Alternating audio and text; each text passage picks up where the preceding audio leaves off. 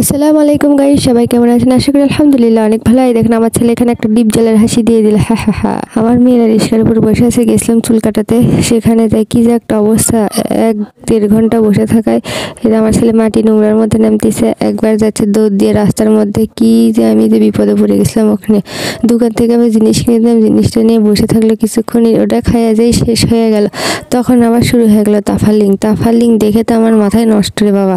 দেখেন এবার চলে যাবে এই রড ধরে, রড নিয়ে ঝোঁকাঝুঁকি করতে থাকবে। এখন ওই দেখেন ঝোঁকাঝুঁকি করা শুরু হয়ে গেছে।